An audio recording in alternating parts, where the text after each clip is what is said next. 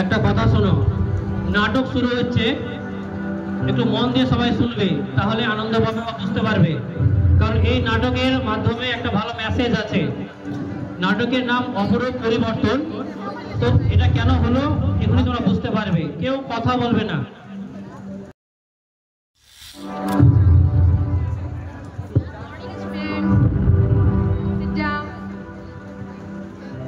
তো এর আগের দিন তোমাদের যেটা গল্পটা পড়িয়েছিলাম সকলে বুঝতে পেরেছো? তাহলে আজকে আমরা নতুন গল্প স্টার্ট করব।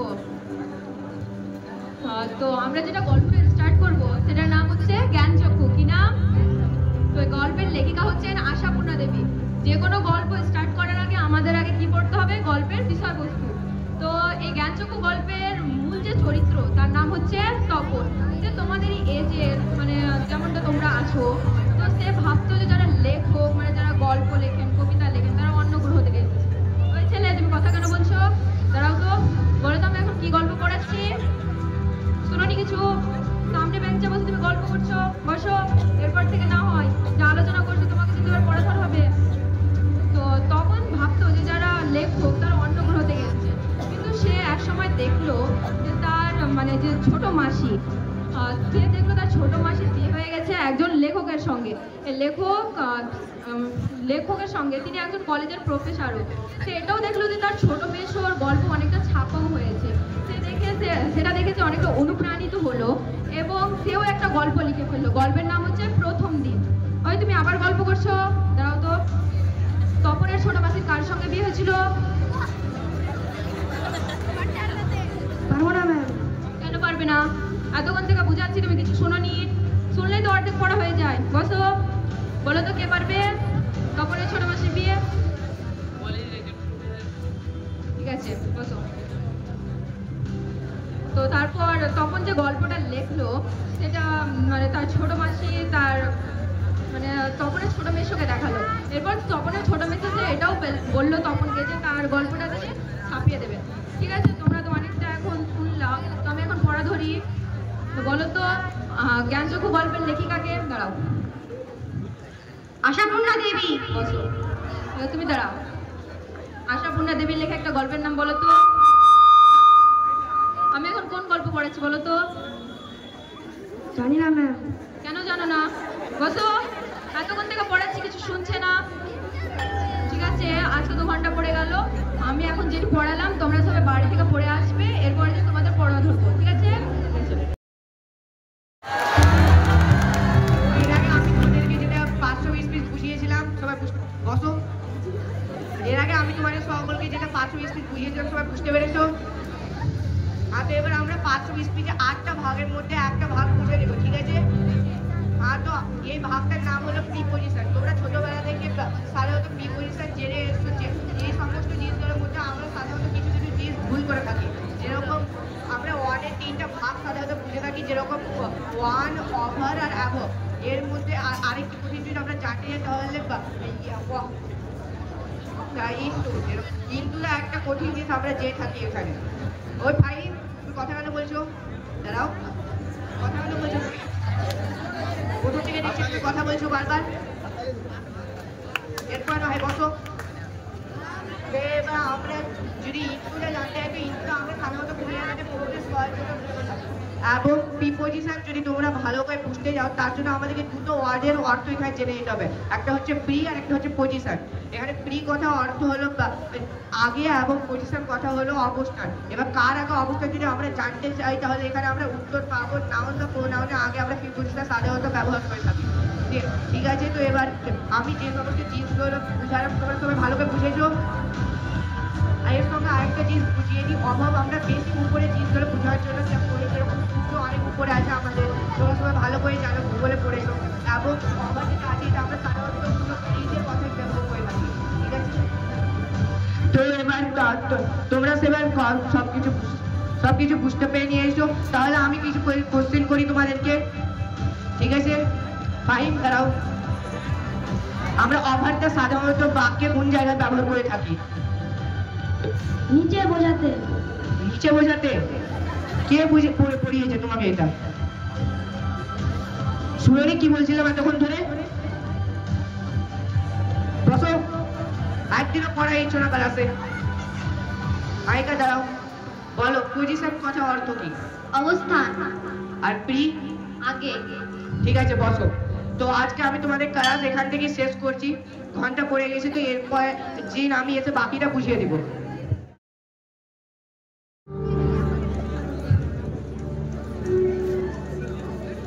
ওকে, তোমরা সবাই বসে পড়ো। তো আমি তোমাদের কালকে বুঝিয়েছিলাম অ্যাসিড ও ক্ষার সম্পর্কে, তোমরা সবাই বুঝতে পেরেছো তো? তো আজকে আমি তোমাদের বোঝাবো পিএইচ স্কেল কি। তো পিএইচ, তোমরা ক্লাসে কেউ কথা বলবে না, ঠিক আছে? তো পিএইচ স্কেল কি? পিএইচ স্কেল হচ্ছে এমন একটা মাপকাঠি যার সাহায্যে আমরা বুঝতে পারবো যে দ্রবণটি ক্ষারীয় না অ্যাসিড প্রকৃতির, ঠিক আছে? আর পিএইচ স্কেলের ব্যবহার কি?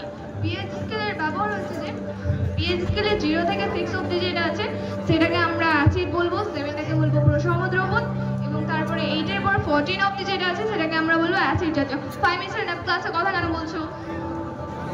আমি কিছু পড়াচ্ছিলাম, আবার ক্লাসে কথা বলছো তুমি? সিট ডাউন, এরপরে যেন না হয়। তো আমি তো বলছিলাম পিএইচ স্কেল ব্যবহার। এবার জল কিন্তু সর্বদা 7 আসবে তার পিএইচ এর মান, জলকে আমরা প্রশম দ্রবণ বলবো। তো জলকে প্রশম দ্রবণ। তুমি আবার কেন নিজের ক্লাসমেটকে ডিস্টার্ব করছো? ম্যাম আমার বই নিয়ে এনেছে তো, তাই না, তাই জন্য চাইছিলাম। বইটা কার? তুমি আর বই কেন নিয়েছো? মাইকটা দাও, মাইকটা দাও। আমার বই ওই নিয়ে এনেছে। এটা আমার বই। ওকে বসো, এরপর যেন না হয় এরকম। আর তোমাকে এরপর আমি পড়া ধরবো, ফাইন, ঠিক আছে? Sit down. তো আমি তোমাদের বলছিলাম জলকে প্রশম দ্রবণ কেন বলে। জলকে প্রশম দ্রবণ বলার কারণ হচ্ছে যে জলে H+ ও OH- এর মাত্রা এতটাই কম থাকে যে আমরা কোনো মাপকাঠি বা কোনো নির্দেশক দ্বারা বুঝতে পারবো না যে সেই দ্রবণটি ক্ষারীয় না আম্লিক প্রকৃতির, ঠিক আছে? 5 মিনিট না, তুমি আবার ক্লাসে কথা বলছো।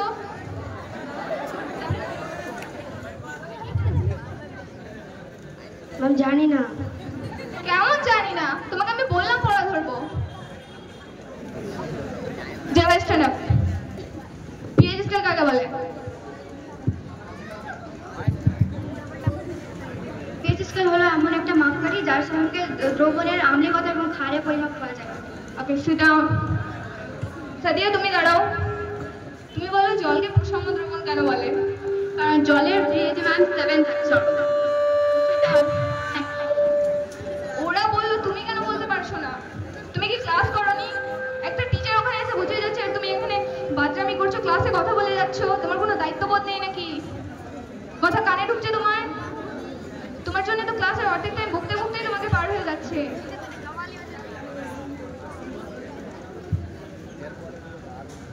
আর হবে না ম্যাম। সরি বলে না কোনো জিনিস হয় না, মেনলি ক্লাসে আর হবে না, আর হয়। তোমাকে আমি কতবার ওয়ার্নিং দিয়েছি, তুমি তার সত্ত্বেও কথা বলছো? ক্লাসের টাইম পার হয়ে যাচ্ছে তোমার জন্য। আচ্ছা, তোমাকে যে পিএইচ স্কেলটা পড়া দিয়েছি সেটা পড়া থাকলো তোমাদের। Sit down.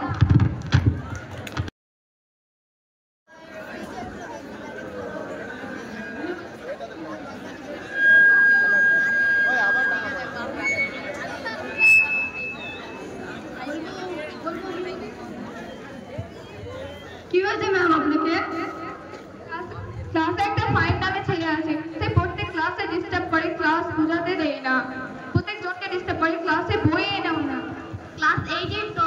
হ্যাঁ, ক্লাস 8 এর। খুব বদমাশ ছেলেটা, ক্লাসে পড়া করে না, অন্যদেরকেও পড়তে দেয় না, ওর জন্য সবাই ডিস্টার্ব হয় ক্লাসে। কিছু একটা করা উচিত আমাদের ওকে নিয়ে। হ্যাঁ, ভাইমের কাছে বই পর্যন্ত থাকে না, একটা স্টুডেন্টের কাছে বই না থাকলে কি হয়? এ নিয়ে আমাদের প্রধান শিক্ষকের সঙ্গে কথা বলতে হবে। হ্যাঁ, আমাদের ওনার কাছে যাওয়া উচিত একটা। ঠিক আছে, ঠিক আছে।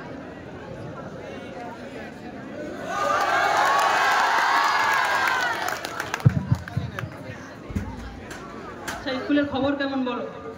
আপনার কাছে একটা আমাদের অভিযোগ আছে।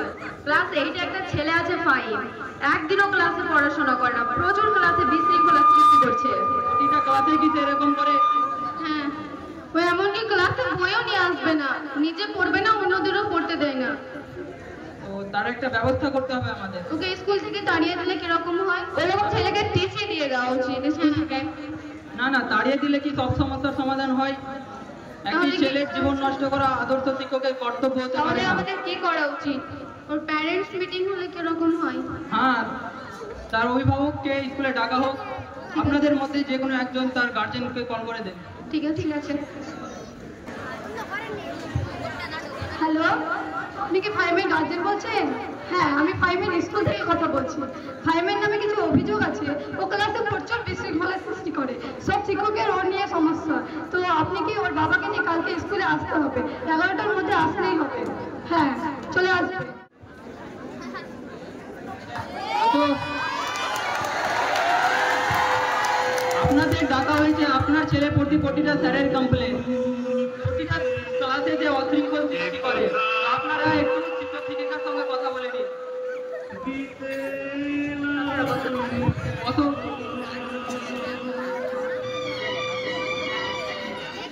আপনার ছেলে ক্লাসে একদিনও পড়াশোনা করে না, বই নিয়ে আসে না, প্রচুর ক্লাসে বিশৃঙ্খলা সৃষ্টি করছে, বইও নিয়ে আসে না। বইয়ের কথা বলছি তো বলছে বই নেই। আপনারা কি ওকে বই কিনে দেন না? কিরে কি শুনতে হচ্ছে এইসব? তোকে এত কষ্ট করে পড়াচ্ছি আর এগুলো করছিস স্কুলে? আমি তো কাজকর্মের বাড়ির বাইরে থাকি, তাই তার পড়াশোনার প্রতি নজর রাখা হয় না। তবে আপনাদেরকে আশ্বাস দিচ্ছি তার পড়াশোনার প্রতি নজর রাখুন। ওনার বাবা নয় কাজের সূত্রে বাইরে থাকছেন, আপনি তো প্রতিদিন বাড়িতে থাকছেন, আপনি ওর পড়াশোনার প্রতি একটু নজর দিবেন। আমি ওকে অনেকবার বলেছি বাড়িতে, ও আমার কোনো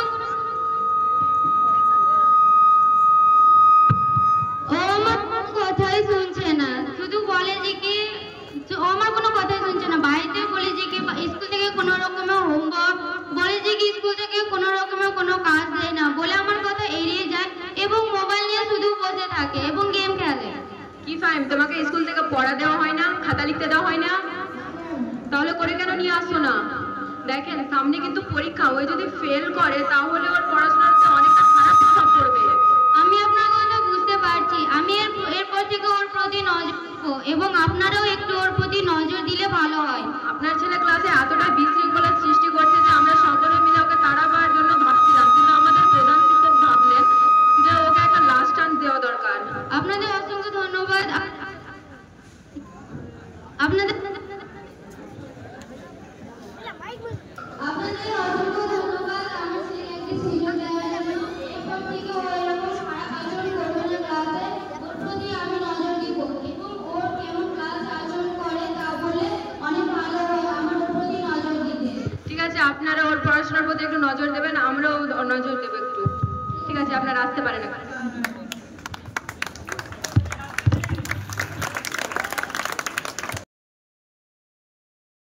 লজ্জা দেখলি কেন? তোকে কি পড়তে ভালো লাগে না নাকি তুই কোনো কিছুর অভাবে রেখেছি? তুই যখন যা চাস তখন তোকে তাই দিই, যাবতীয় জিনিসপত্র এনে দিই। তাহলে এরকম কমপ্লেন কেন স্কুল থেকে? আমার জন্য তোমার মুখ খুব লজ্জিত হতে হয়েছে, কিন্তু এবার থেকে চেষ্টা করবো ভালো করে পড়াশোনা করা। আমাকে মাফ করে দাও। ঠিক আছে, আজ যা বলি তা যাতে মনে থাকে। আর না, পড়াশোনা হয়ে গেলে খেয়ে দিয়ে ঘুমিয়ে যান, না খেলে শরীর খারাপ করবে। ঠিক আছে?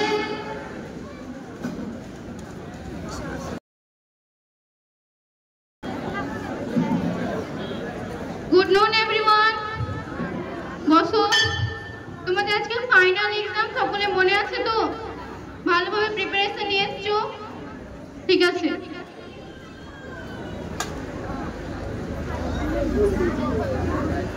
দাঁড়িয়ে নিবা, দাঁড়িয়ে।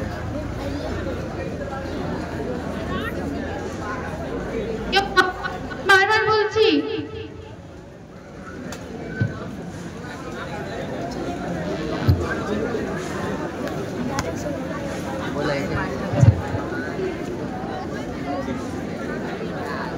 সকলে নিজের নাম, রোল, সেকশন সবকিছু লিখে নাও।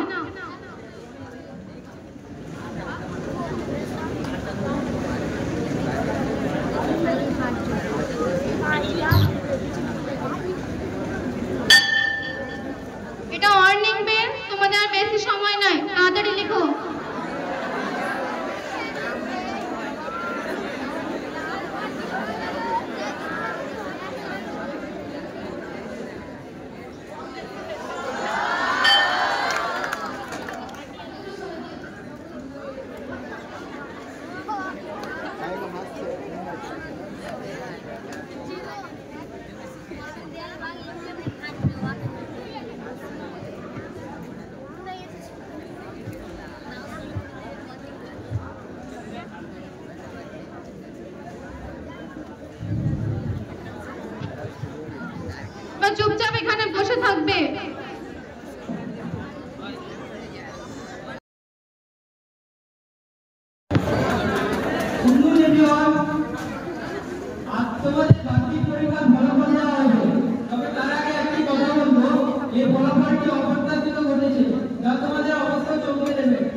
তোমাদের কাছে এটা একটি উদাহরণস্বরূপ হবে। তো থার্ড হয়েছে ইমতাজ আলম, তুমি স্টেজের সামনে চলে আসবে। সেকেন্ড হয়েছে Jedar Alam,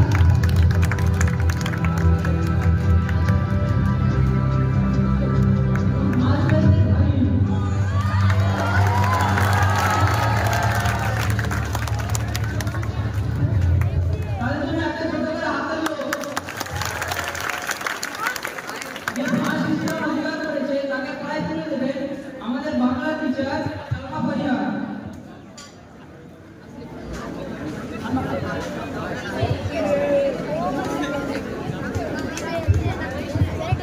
thank you ma'am.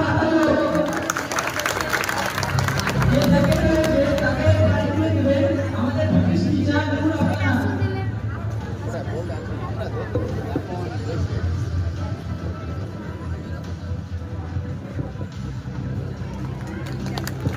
Welcome. Thank you ma'am. ये थर्ड হয়েছে তাকে প্রাইজ তুলে দেবেন আমাদের English teacher Sadia Parvin. Thank you ma'am. সবাই করতালি দেবেন।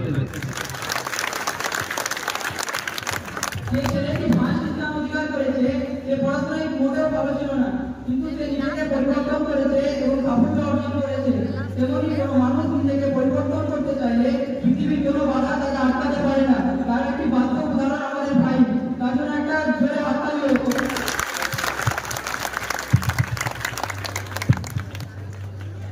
নাটক এখান থেকে শেষ। এই অপরূপ পরিবর্তনের মাধ্যমে দেখানো হলো একজন পিছিয়ে পড়া ছাত্র কিভাবে কামব্যাক করে আবার বিদ্যালয়ের